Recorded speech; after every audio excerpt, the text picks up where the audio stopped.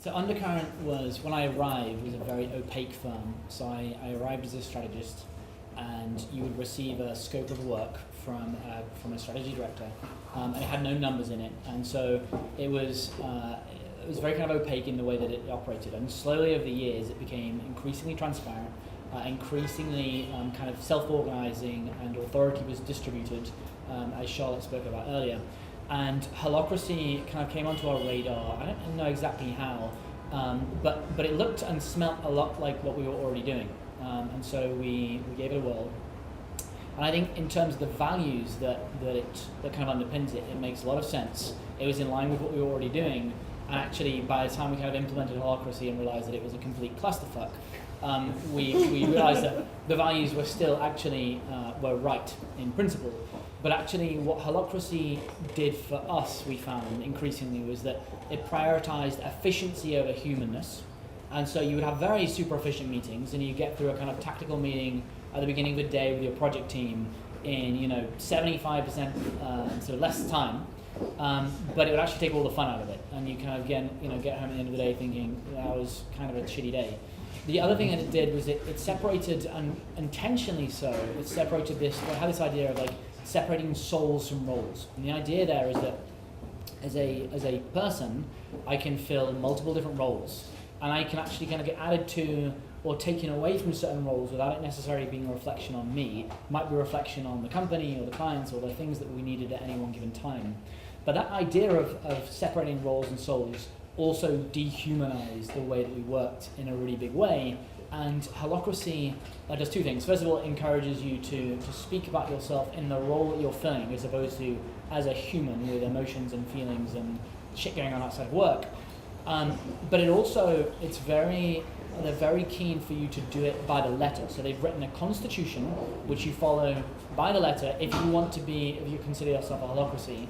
And I think we found that generally this idea of one template, one way of working, one way of organizing, one way of operating for every single company in the entire world, from a couple of independent people working at a WeWork on a side project through to, the General Electrics of the world, which are 300,000 people, it doesn't make sense. Like, we don't live in that kind of standardized world anymore. So I think what we basically ended up doing was taking the same values and the same principles that Holacracy offers and saying, well, how can we do this but in a way that works for us and doesn't dehumanize us? How long did it last? It lasted. We never ditched Holacracy. So we never said we're going to can this. This was a complete big mistake. It didn't work. What we realized maybe about a year in is that this constitution, which is almost this Bible that you have to follow to the letter, fuck that. Throw that out the window. And then so a year in, we said we're still going to take the same philosophies and even a lot of the same practices. But if it feels right to talk in the middle of an action meeting or a tactical meeting, as they call them, and do it, because that's what happens a lot though, is that following things like the Church of Agile, I'm going to do Scrum, and you better come to your sprints and everything. Those are really useful constructs to start with. Across the board, lots of people have had lots of good ideas about organizing teams. Where it falls over is when people follow the rules to the letter, and that's the gospel, and that tries to become some sort of culture for the company. It never works that way. You can start with those things, particularly with immature teams or small teams or startups that are scaling too quickly. But you quickly got to start to diverge according to, like you said, the people you're actually working with. Don't fit the people to the system, fit the system to the people. It's a cliche, but so important and so often lost, especially when new shiny things come along. Yeah. So I really appreciate what you're saying. I had a sort of interesting experience related to this. So, anybody here from Google? No? Okay, so I spoke last week to the Google Candy team, because creativity and innovation at Google. And there's a lot of folks who very much believe in design thinking. I'm a big fan of what that team is doing. And there are folks who spend part of their extra 20% time at Google trying to bring new approaches to problem solving. Design thinking led to all sorts of different things at Google, not just in the exciting Google X stuff, but in sort of the everyday business, which is advertising business. So it was really great to work with them. And then someone sort of raised their hand. I was on a panel. I was on another panel. And they said, so, design thinking, so many new things are happening. There are always new frameworks and tools. You do this professionally. How do you keep up with it? And I was like, it's just about a couple good instincts, talk to people, make stuff. Talk to people, make stuff. And it was really sad. I had to tell them, like, I don't really pay a lot of attention to all the new frameworks and tools around design thinking that come out, because it's just a few key principles and instincts, and that's when you know you're doing it right. And I think it was really confusing, because they were all devotees of it. Just a little side note is that I worked at IDEO like 8 years ago when design thinking wasn't a thing, and then it became just a standard part of the business toolkit. And then I went to this Google event, and they were all like, design thinking, yeah. And it felt like years ago I knew some guy named Jesus, and he was really cool. And then like years later, I'm like, I'm at a place where they all think he's amazing. It's called a church. So it was a very strange experience to see something that I just been sort of part of as a thing that got built very much in IDEO and other consultancies, suddenly become like an article of faith for a whole bunch of people. So I think it's when you get beyond the rules into a few key instincts and ways of working that work for you, that's where you want to land, not to an even better, more clean, more precise version of a framework.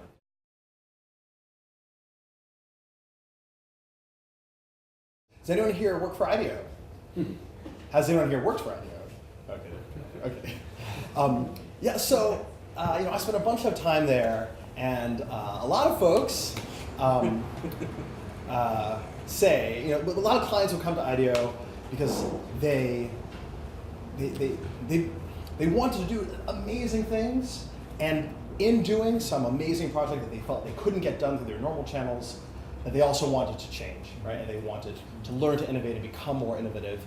And IDEO, because a lot of people at IDEO are big, exciting thinkers who love moonshot ideas. IDEO embraced these projects over and over and over again, and that was very much the bread and butter of what we did. And we created definitely some amazing stuff. But I wouldn't say that we always created a lot of change. In certain companies, people would be on an IDEO project, and they'd be pursuing this moonshot idea, and then they tried to sell it back into the company. Like a lot of moonshot ideas, it got turned down for very good reasons. And so you would definitely find people who worked on an IDEO project and then had left their client companies within a few years, right? Because that they had tasted of ways to work differently and they couldn't find with them. And so I guess when I left IDEO and started working on my own a couple of years ago, it doesn't seem like much of an epiphany to you guys, but it was an epiphany to me, because if you want to change, certainly around design and user-centeredness and things like that, if you want to change the way people think and solve problems, you have to start with a small thing that they do every day and just ask them to do it differently, right? It's not about a moonshot project. It's about building muscles. Like talk to people, build stuff. Talk to people, build stuff. And so the challenge of that change is getting people to take something they do every day in the same way and say, hey, do it in a prototype-led, user-centered kind of way. And yes, it's going to take longer this time, but you'll have picked up a different perspective on your everyday tasks. And I was working with a big microfinance company in West Africa last year, and one of the smallest, nicest moments of that entire engagement was hearing from a marketing manager who made a pamphlet and walked out on the street and saw what a bunch of local vendors in the market thought of that pamphlet. And I'm sure the pamphlet was really shit.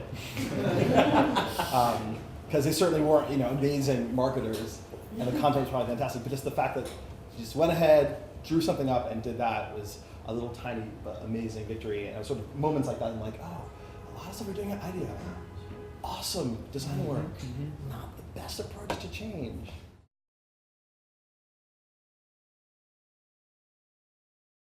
Yeah, I'm probably preaching to the crowd.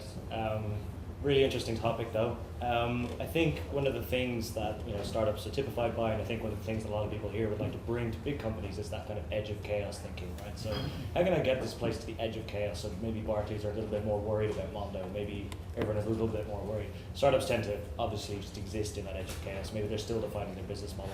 Maybe they're just burning cash every day. So the difficulty with shipping shit all the time is that it's actually regimented and building muscles and being thoughtful and present and being careful. When it's just two guys in a room, you can just ship shit, right? We all know it. Well, certainly when it's me by myself, I can ship whatever the hell I want. But as we scale up, it's actually a level of regiment and everything that you need to bring in. And shipping shit every day, particularly at like Unruly and then Halo, is all about chipping away at the mess and the chaos without ever getting rid of it, because getting rid of it would have lost the magic and caused all kinds of problems in itself. But keeping those people who are really excited by that kind of work, but also chipping away and making sure that I'm going to use dirty words now, like Jira and stuff like that, right? So when I joined Halo, and Jira was there, and it was literally the worst word. It was the worst word. It's like, fucking Jira, I've got to use this shit. I'm a super creative, awesome, talented engineer, and I'm a super creative, awesome designer. Why am I out talking to customers, right? But chipping away at that was not about saying, okay, we will implement the simplest possible system for shipping. You know, we all know these rules. Right? We're gonna ship at least once a week starting off. We want to get to a day. Right? We want to ship every day. All this continuous deployment, etc. But the path was start with the rules, and this goes back to the whole Holacracy thing. Right? You start with some sort of point of view. For us, it really was just basic stuff. So let's do Scrum. We actually got some Scrum Masters, and just on the people thing, the Scrum Masters that, I think I said this before, the Scrum Masters that did well just rolled with the teams and evolved the process that worked, that shipped shit as fast as possible. And the Scrum Masters that failed were the ones who stuck with the rule book, and often happens with people who kind of still have a very kind of simplified old school consultant mindset when they come in and go, this is interesting, you're doing it all wrong, Bob. You didn't show up to stand up this morning, and you know, obviously missing the point of the whole thing. So, as boring as it sounds, when we got really good at shipping shit, it was about evolving that team process. So yeah, we started with Scrum. I mean, some teams were like, oh, this is shit, man. It's like, how about Kanban? I'm like, hey, this is kind of better. I could just use Trello. I don't have to use a dirty word. This is cool. And then, going all the way back to Charlotte's point, when it got really interesting, was when we convinced the classic, you know, it's easier in a startup, it's still difficult, convince senior management they didn't have all the ideas. They had an awful lot of good ideas, right? They started a company. But progressing to the point where we had, I'm going to use the buzzword mission teams, where the mission teams were actually given KPIs or acquisition, you've got to do this, you've got to do this. But within that sphere, being able to innovate and own that problem. And just an aside on that, right? We're all familiar with it. I've got an autonomous team, and he or she is responsible for some part of the Pirate Analytics or Pirate Metrics manifesto, and that's interesting and that works. And you set up your KPIs, and you have, we've all read Lean Analytics. But where it gets really important is when contracts between those teams. Okay, it's really, again, we go back to the two guys in the room. One guy's spamming Facebook posts trying to get people to sign up, and one guy's trying to make them pay money. Where it gets really interesting is you've got two teams doing that. So one user goes, I've got to acquire X percent because that's my target. So he goes, okay, I'm going to just spam ads of a 12-year-old trying to play a game on Facebook and get tons of people into this fintech startup bank thing. The acquisition team are like, awesome guys, thanks, because now I've got thousands of users. My metrics are going to look terrible. So this idea, one of the things that Twilio does realize is these really evolving contracts between teams. And like you can think about it on the individual basis, it's about a personal relationship. When you get to the team level, it's really interesting and difficult and an ongoing engagement which never stopped. And that's how we kept shipping.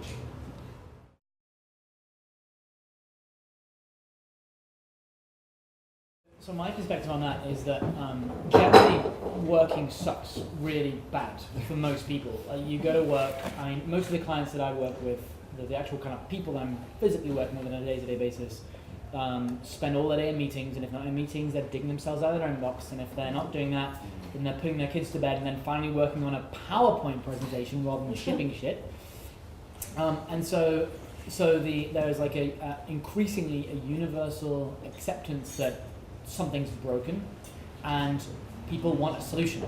And if you're looking for a solution, and you've got a Holacracy, a Brian Roberts, for example, or someone from the Agile world, the lean startup guy, saying, I have the solution, then that's great, because you can buy it, it's on the shelf, and I'll buy it and I'll have you come in. So there's a guy, Eric Ries, so GE, so I worked with Jeff Immelt, who's the global CEO of GE, and he literally did that. He's like, Eric Ries, I read the book, you're a genius, come in, I'm going to pay you an inordinate amount of money to do that here, across the board. 300,000 people, God knows how many business units. And the thing is, it doesn't work because it isn't one size fits all.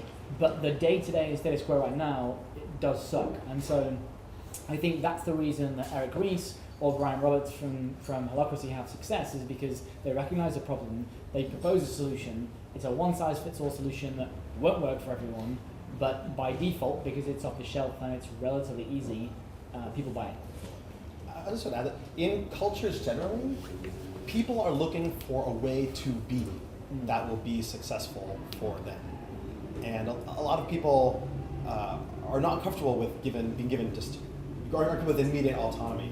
And so they this is going to be a little bit, controversial. But when I came out of the closet years ago, the first thing I noticed was that whereas I thought a lot of straight men were adhering to a very strict way of being, when I came out of the closet, I'm like, oh, I'm free, and all the gays are all free. And so I saw a lot of gay men also adhering to a very strict way of being. And I was like, oh, it's not about freedom. It's about finding a way to be where you feel like you fit, and there are ways to be that we're not going to get you in trouble. So I think we have to accept that for a lot of folks that is very effective. Totally. I mean, Ross put it up on a slide about insecurity, and it sounds so mean, but the light bulb moment for me was like the Scrum Masters were in exactly the same position as the people they were trying to help.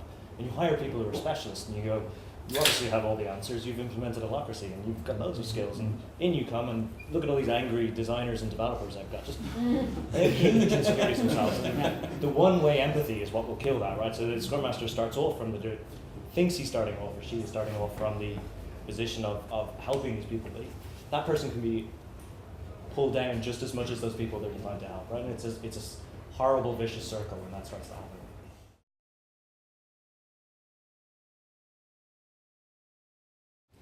The only answer I have is developer retention, designer retention, people retention. I haven't done the consultancy thing.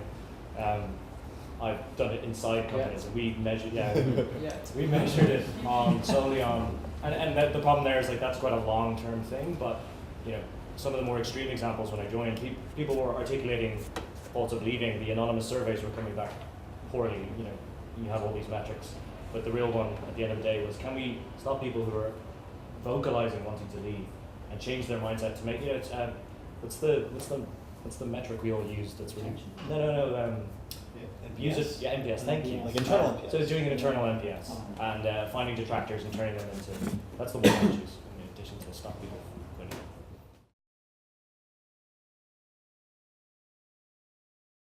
If you go in to a client organization and say, okay, let's try and fix that.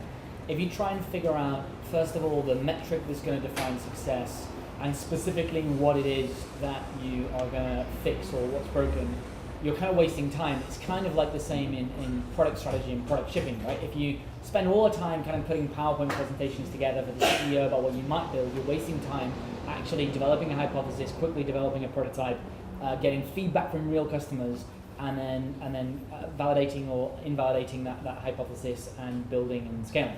And the same is true of changing organizations. So what I would do is I'd go into a leader of a large corporate organization, and I would say, let's not fuck around with like any analysis or us getting to know your organization or anything like that. And let's also not try and put or define what metrics we're going to try and improve.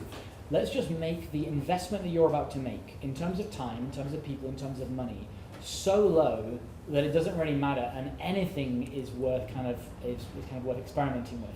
And what you do is you very quickly get to know some people, and you put together some teams to pilot some new ways of working or organizing, or both.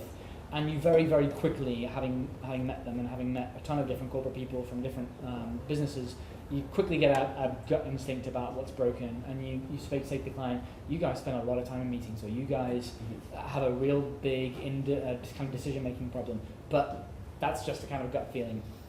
And then you give these teams a mission to achieve in a short period of time, and you say, we don't know what's broken with you, but you do, because again, I think Charlotte made this point earlier, the person who's actually putting the report together is the person who should probably make the decision about what goes in the report. So if you're trying to change an organization, you put a team of 7 people together, ask them 7 people what's broken with the organization, and if they're going to work on this thing together for the next 12 weeks, what would they like to change about it for the next 12 weeks? So you do that, and you experiment week on week in a kind of cyclical way, as you do with product design and development, with new ways of working, new ways of organizing, and you get to the end of the 12 weeks, and you see, and you kind of reevaluate, and you bring that client back in, and you sit down with those 7 people who have been working together, and you usually do that en masse, right? It's like 5 different teams of 7 people. And you have a discussion about what worked and what didn't. And invariably what happens is that because the investment is so small, and because the time frame is so short, and because actually you've given them the autonomy again and authority, to figure out how they want to work, they get more done, they're more engaged. And so two things happen. First of all, they're generally just far more psyched about life and about the work, and that's like abundantly apparent. So that's a non-metric. But if I said to the client, we're going to see how psyched people are at the end of the 12 weeks, they'd say, that's not a metric. But you get to the end of the 12 weeks and they're like, fuck me, 40 people are really excited about coming to work every day and they weren't before. That does matter to them. And then you have a conversation about what worked and what didn't, and then you talk about sort of how you scale that. And so rather than me as the expert saying you should probably focus on decision making or autonomy or leaner teams or bringing kind of multidisciplinary people together or whatever the thing is, transparency, you go to the 7 people and you say, what are we going to start with? Because it doesn't have to fix all the problems. What are the things that most frustrate you? And they are the users in this context. So it's a bit of a cop-out answer, but I don't know. I'd ask the employees. I would just add one thing to that, which is when you're doing that initial assessment of what approach you should take this company, is often, I guess the word transformation is very scary, because transformation often includes both ways of working and big business goals and new products and new things that they want to change. And for the ways of working, what you just described is absolutely perfect, but in that process of consulting, you often need to say, hey, that big thing, you're not going to like build a cruise ship on top of this tiny boat at the same time. So saying, hey, from what you've said, there is a project that is so disruptive to your business that you need to sort of really hive it off, give it to a separate team, not make it about ways of working in your culture, just build enough of that thing on the side and don't disrupt your company. I guess I like a sandwich approach where you identify the big thing that's going to disrupt them and give that team, that group, a bunch of autonomy, then do a bunch of things like you're describing, new ways of working, new muscles, and when that team that's doing the big disruptive thing has something that's worth showing and sharing, they will hopefully find a responsive audience in people that have just spent the last year beginning to try to do things differently. And then if the wider population does need to support that big new strategy, big new approach, they've got the muscles to be able to support it. So. Just you said about I'm the process guy. The thing. No, I'm just saying. I know. It's okay. The purpose of the process is all of those processes. Who cares? Processes is to give people courage. So show people that you design the systems and the daily stand-up is to give everyone courage. And like I've run the gamut of like you can't make people stand up if they don't want to, or it's awkward. People don't want to tell. It's a waste of time. But giving people courage to stand up in the most broad sense. So the sprint demos, you mentioned demoing something cool.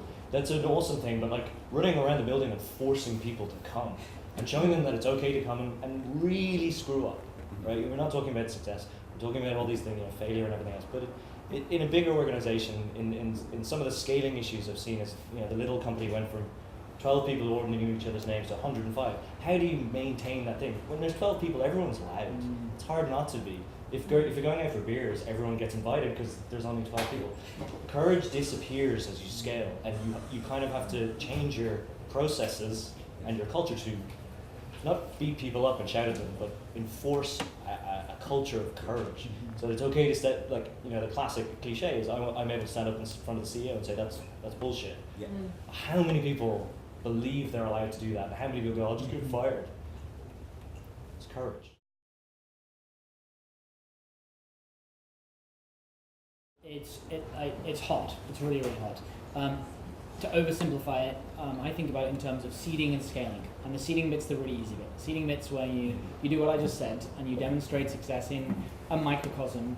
And the good thing about that is that it, rather than talking, because so that was the approach that I now take. The approach that I used to take in the consulting firm that I work for is we're going to stand up in front of the organization and talk to them about transformation and how we're going to be different.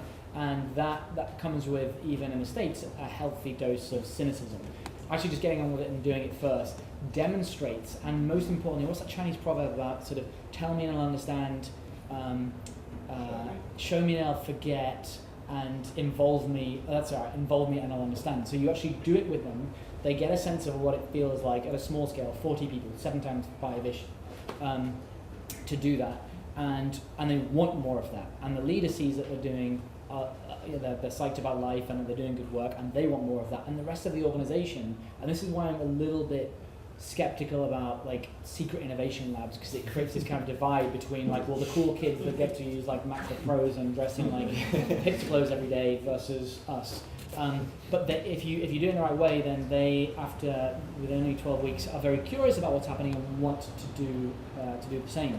And so you start with seeding and then you move on to scaling. And the thing with scaling is that it's not simple, it's not linear, it's non-linear, it's highly complex, and it's a systemic problem. So you've got to look at rewards and incentives, and you've got to change the whole thing at the same time. So you have to both make sure that leadership is enabling the right things and creating the right conditions, that they're demonstrating the right values, that people are incentivized and kind of compensation and everything else is all aligned with the right types of behaviors that you're trying to encourage. And so there are kind of two things that offer. One is that you have to think about the whole thing systemically, and I mentioned this to James last time we met.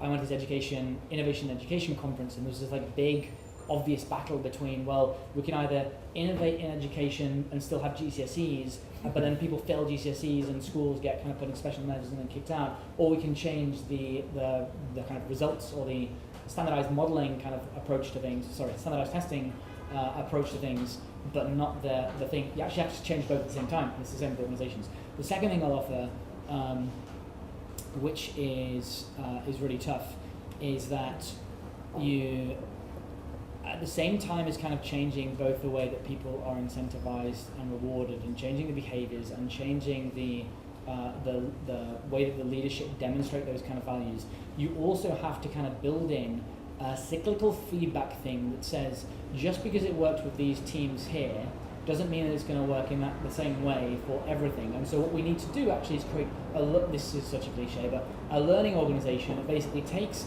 a way of working, a policy or an accountability or a process, and says that is up for debate almost on a monthly or at least a quarterly basis. And so if it's not working, then we can change it. And I think what you find I think the ideal kind of consulting firm that does this kind of stuff is in deep at the beginning and slowly builds capability and moves back.